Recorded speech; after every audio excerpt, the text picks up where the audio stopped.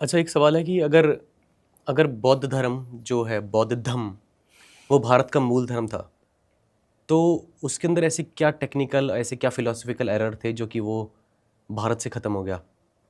मतलब काफ़ी सारे मैंने लोगों के क्लेम सुने हैं, काफ़ी सारे वीडियोस मैंने यूट्यूब पर देखे हैं जो क्लेम करते हैं कि बौद्ध धर्म के त्रिपिटक में न्यूडिटी को प्रमोट किया गया है, महिलाओं को नीचे दिखाया गया है। जिस तरह से मनुस्मृति को में काफ़ी सारे श्लोक्स जो हैं वो दलितों को और महिलाओं के खिलाफ हैं, उसी तरह से त्रिपिटक के अंदर बहुत सारी बातें हैं जो महिला विरोधी हैं और वो बाकायदा त्रिपिटक में दिखाते हैं और मैंने खुद ने पढ़ा है।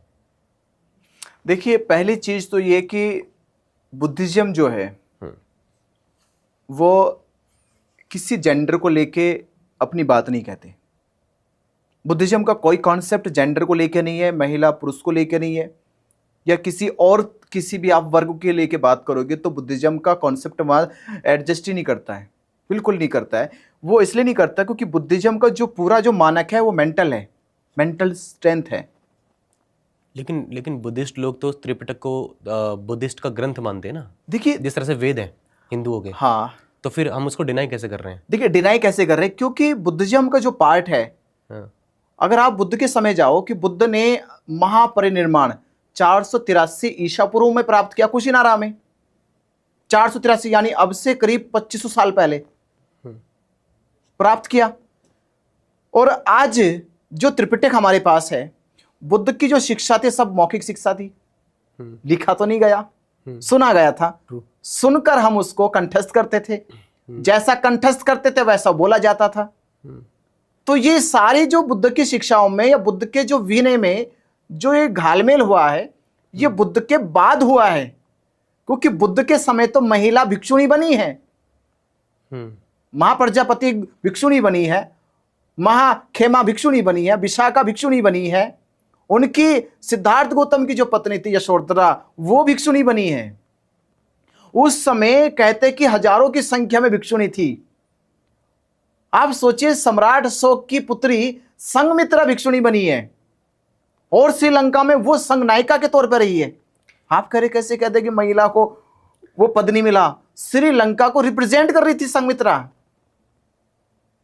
श्रीलंका का जो धम्म विकसित हुआ है, जो अस्तित्व में आया है, वो संघमित्रा की वजह से आया।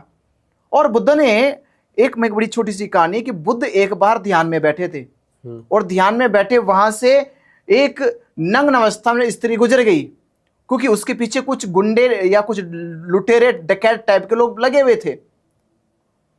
तो जो वो चली गई स्त्री, तो उन जो लोगों ने जो पीछे लगे हुए थे उनसे बुद्ध ने जाके पूछा कि आपने किसी स्त्री को देखा? बुद्ध ने कहा मैंने किसी को नहीं देखा।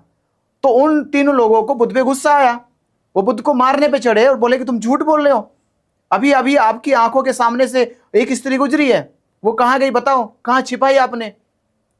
बुद्ध ने कहा मैं स्त्री को नहीं देखता कि स्त्री क्या है, और ना मैं पुरुष को देखता कि पुरुष क्या है।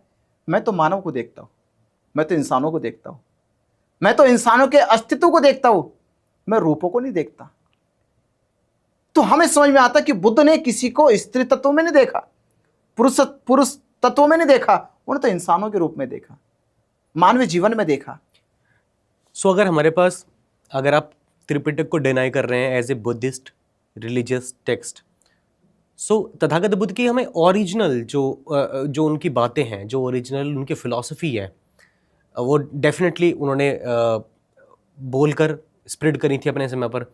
फिर उसके बाद सम्राट अशोक आए जिन्होंने उसको शिलालेखों पर उभारा। तो हमें प्योर फिलॉसफी पढ़नी हो अगर किसी बुद्धिस्ट व्यक्ति को, जो बौद्ध धर्म अपनाना चाहता हो, तो वो कुछ हिंदू धर्म के ग्रंथ हैं। अगर वो पढ़ना चाहेगा कि हिंदू धर्म की फिलॉसफी क्या, वो ग्रंथों को पढ़ लेगा। अगर बौद्ध धर्म के अगर आप त्रिपिटक को डिनाई कर रहे हो, सो फिर कोर फिलॉसफी कहाँ है? देखिए, बुद्धिज्म तो इस तरह से तो ये भी प्रॉब्लम क्रिएट हो गया ना। जो वज्रयान है, महायान है, नवयान है, जो डॉक्टर अंबेडकर के द्वारा उसको एस्टेब्लिश किया गया था, तो ये तो बहुत ज़्यादा प्रॉब्लमेटिक है। फिर जो रियल तथागत बुद्ध का जो धम्म था, जो उनके द्वारा फैलाया गया, या फिर मैं सम्राट अशोक के टाइम तक का भी बात करूं, तो वो तो फिर बचा ही नहीं। वो बचा है। दरअसल बात यह है कि बुद्धिज्म जो है पढ़ने का धर्म नहीं है, पर हमारे जहन में मन में उतारा गया कि पढ़ना धर्म है, जबकि बुद्ध का जो धर्म है वो प्रैक्टिस का धर्म है, पढ़ने का नहीं है कि पढ़ के आपने गीता पढ़ के आप शास्त्री हो जाओगे, कथाई करने लग जाओगे, रामायण पढ़ के रामायण की कथा करोगे जाके। यहां पढ़ने के धर्म को धर्म नहीं माना जाता, यहां प्रैक्टिस को धर्म माना जाता है। और प्रैक्टिस में बुद्ध ने जब अपना पहला उपदेश सारनाथ में दिया तो उन्होंने 4 आर्य सत्य बताए। संसार में दुख है, दुख का कारण है, दुख के कारण का निवारण है और उसका एक मार्ग है। यह प्रैक्टिस है। संसार देख ले अपनी ओर कि हां वो दुखी है, और दुख है तो जान ले कि इस दुख का कारण क्या है, इस दुख की निमित्ति क्या है, यह दुख का कारण कैसे उपादान करता है। ये जानोगे तो तुम्हें दुख का निवारण भी मिलेगा, उसका मार्ग भी मिलेगा। ये 4 आर्य सत्य बुद्ध के दर्शन के सबसे प्रमुख दर्शन की शिक्षाएं है। जब बुद्ध मार्ग पे जाते तो मार्ग पे बुद्ध ने कहा कि जब आप दुख को जान लोगे तो मैं उसका मार्ग बता रहा हूं, आर्य अष्टांगिक मार्ग। पढ़ने की जरूरत नहीं है। आर्य अष्टांगिक मार्ग सील, समाधि, प्रज्ञा।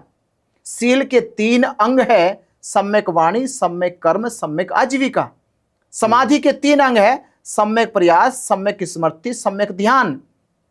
प्रज्ञा के 2 अंग है, सम्यक संकल्प, सम्यक दृष्टि।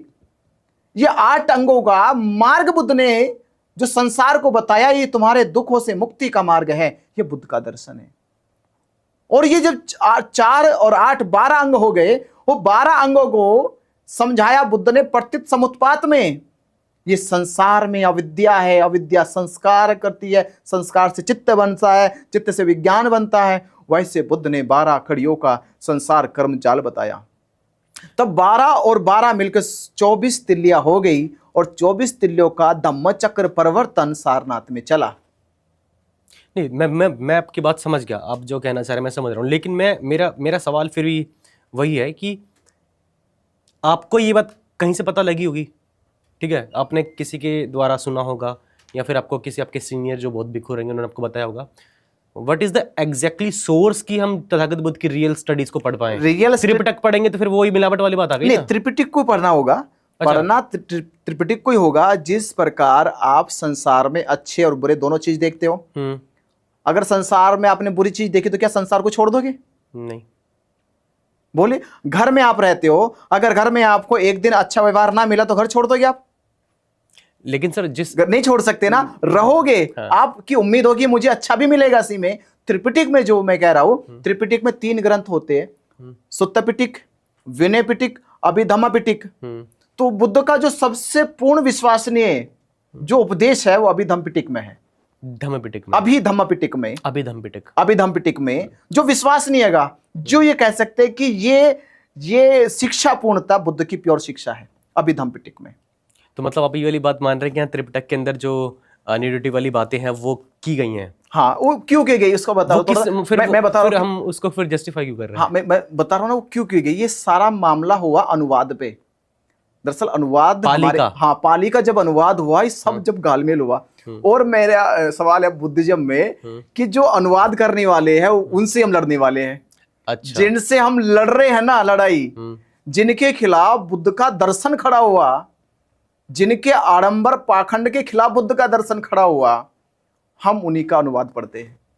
वो 3 नाम है, राहुल सांकृत्यायन, जगदीश कश्यप, बदंत आनंद कौशल्या। हमारे पास बुद्धिज्म में 3 ही नाम है जिनके अनुवाद त्रिपिटक के हैं, धम्मपद के हैं। ये 3 अनुवाद है। तो अब आप सोचिए कैसे हम उनके अनुवादों को प्योर मान लें। एक कंटेंट क्रिएटर है, प्रशांत बौद्ध नाम है उनका, और एक मुकेश मोहन आपने देखा होगा। और मैं भी शॉर्ट वीडियोस पहले बनाया करता था, तो अब भी बनाता हूँ बेसिकली।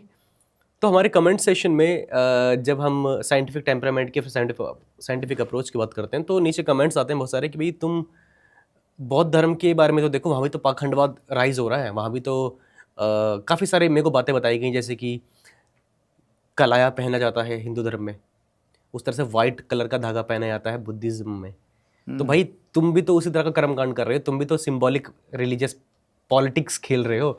सो भाई तुम्हारे अंदर फिर छोड़े क्यों? फिर क्यों छोड़े? इससे बेस्ट रिलीजियस प्रैक्टिस जो है वो तो फिर हिंदू धर्म में, जो ज़्यादा उसमें कर्मकांड है, ठीक है।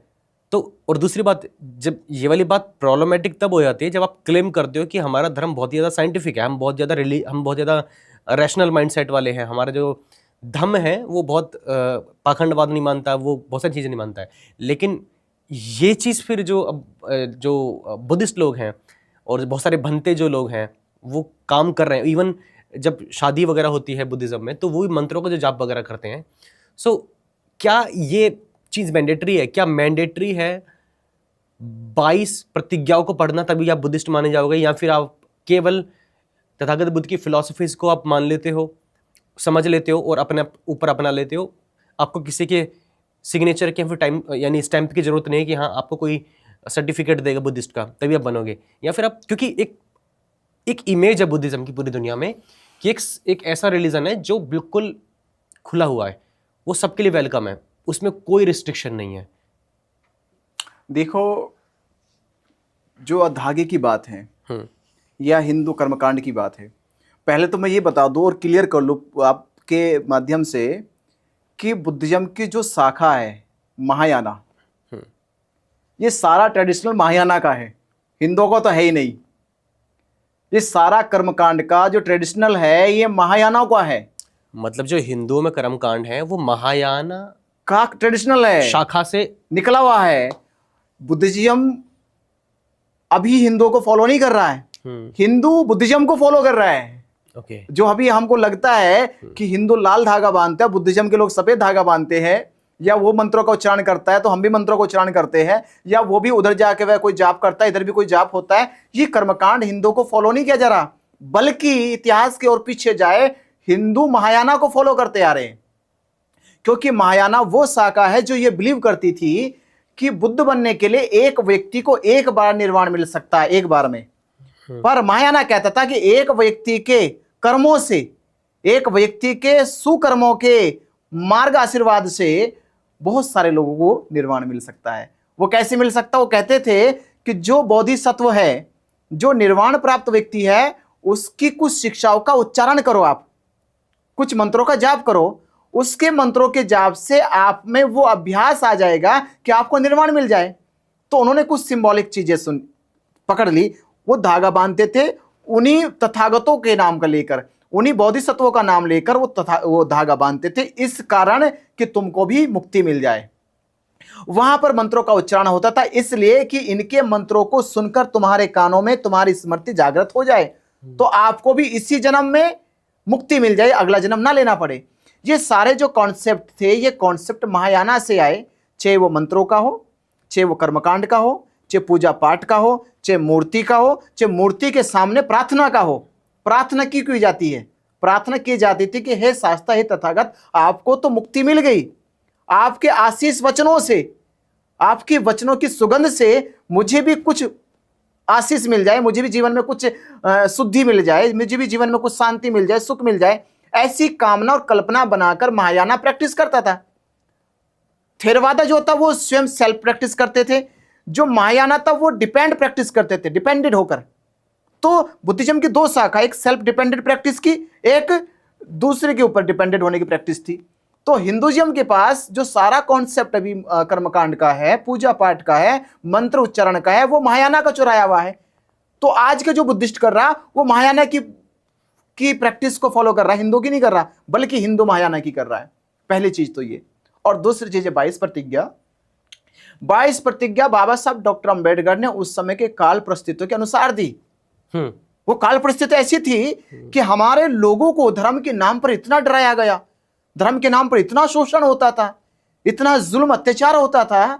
तो बाबा साहब अंबेडकर जी ने उनके भीतर स्वाभिमान जगा दिया, उनके भीतर सशक्त भाव पैदा कर दिया। किनसे डरते हो आप? ये ब्रह्मा से डरते हो, विष्णु से डरते हो, राम से डरते हो, तो नकार दो, मैं ब्रह्मा विष्णु महेश की पूजा नहीं करूंगा। ये काल परिस्थितियों के अनुसार कि मेरे समाज को ब्रह्मा के नाम पे, विष्णु के नाम पे, राम के नाम पे, कृष्णा के नाम पे, श्राद्ध के नाम पे, पिंडदान के नाम पे डराया ना जा सके।